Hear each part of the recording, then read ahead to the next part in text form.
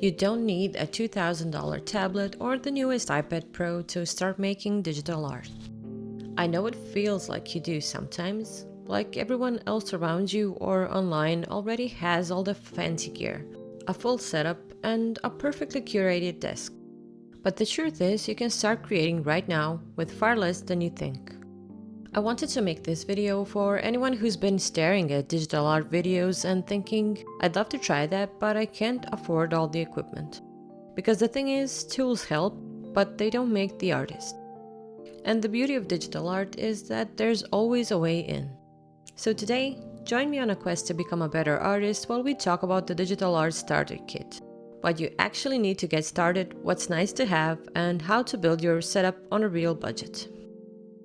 So let's start with the basics. What you actually need. First of all, I do have some fancy equipment, but I have been slowly saving up to buy each thing for quite a few years. And in the last years, while doing this professionally, I slowly accumulated everything you see now. It didn't fall into my lap overnight, even though it might seem that way on the outside. Now that we got that out of the way, to make digital art you only need two things. Something to draw on and something to draw with. That's it. Everything else is just frosting on the cake. Now, depending on what you already have, this can look different for everyone. So let's start with the simplest option, your phone. Especially if you're just testing the waters, your phone is a perfect place to start. There are amazing drawing apps out there that run beautifully even on older phones. A few of my favorites are Ibis Paint X, Paint, and Sketchbook by Autodesk.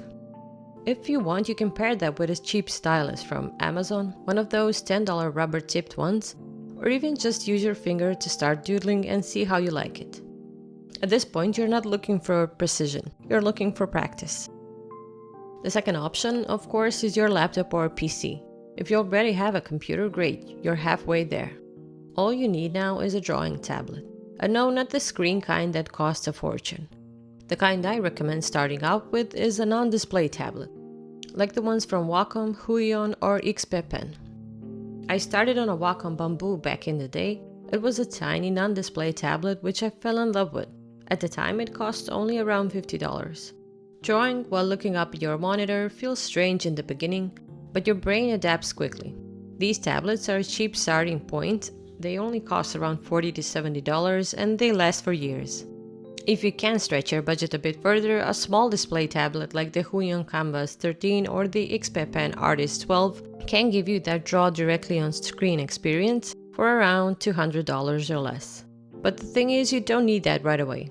A simple tablet, some free software, and curiosity will take you much further than expensive tools ever will.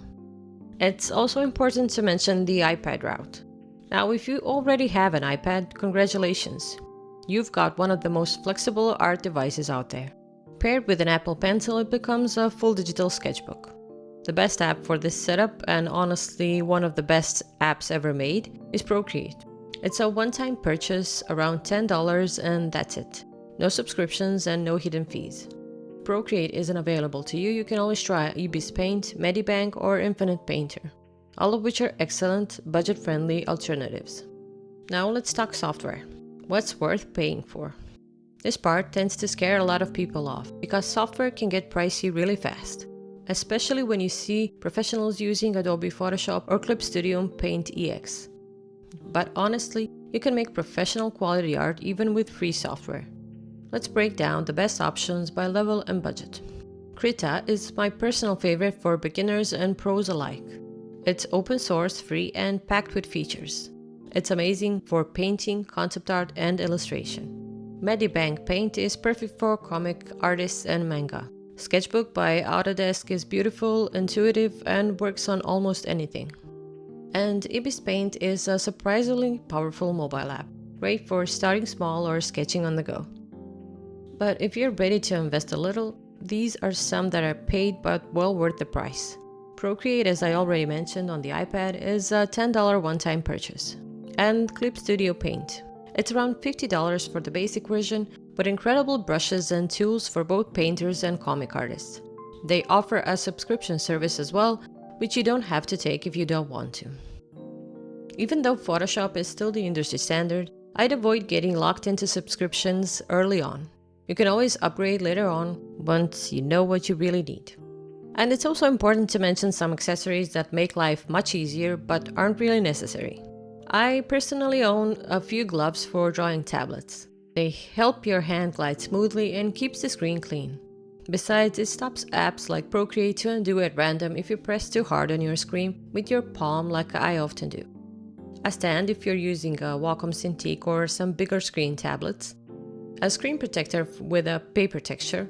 I'm using Paper-like on my iPad and it's a great upgrade once you can afford it. It makes drawing feel closer to traditional sketching. A grip for your Apple Pencil is also nice to have, because the pencil itself is sleek, almost too sleek and too thin for longer stretches of drawing. So a little extra grip comes in handy and can save you some wrist pain in the long run. Start small, add slowly. You don't need the whole studio setup right away. Okay, so now that you've got your tablet, downloaded a program, and opened a blank canvas. Now what? Here's what I recommend. Start small. Draw random things that you like and enjoy. Your mug, your hand, your pet, plants, your favorite character or TV show. Play with brushes, layers, texture. Don't aim for a masterpiece yet. Aim to get to know your software and tablet well. Digital art has a steep learning curve. You'll fumble through layers, forget which brush you used, accidentally erase half of your drawing, and that's fine, it's part of the process. Every artist goes through this awkward beginner phase. But the beauty of digital art is that it's forgiving. You can undo mistakes, experiment fearlessly, and explore without wasting expensive materials. Think of it as creative freedom without the pressure. I used to think if I just had the right tablet, I'd make better art. But how wrong was I? When I first started digital art, I used a cheap Wacom tablet that looked like it had survived the apocalypse after a few months. But I loved it. In fact, I still have it to this day. Because it taught me that creativity doesn't come from equipment. It comes from exploration. You can have the most advanced tools in the world, but if you're afraid to use them, they won't help you learn or grow. Likewise, you can have the simplest setup and create something breathtaking just because you did the thing. The best part about digital art is that there is no single correct setup. Everyone's workflow is different, and that's a good thing. Some people love drawing on giant Cintiq screens, others swear by tiny tablets. Some artists love Photoshop, others paint entirely in Procreate or Krita. What matters is that you find a setup that feels comfortable to you, physically, creatively, and financially. My current workflow is Photoshop or Clip Studio for sketches, then Procreate for line art and colors, and then back to one of the first two for finishing touches. Experiment, borrow, watch reviews. But don't get stuck in the comparison trap. Remember, the gear doesn't make the artist, the habit does. Consistency, curiosity, and patience will get you further than any hardware or software upgrade ever could. And even if you're working in a small corner of your room, make that space yours. Light a candle, play some music, keep your favorite prints nearby. Your workspace doesn't have to be perfect. It just has to be inviting.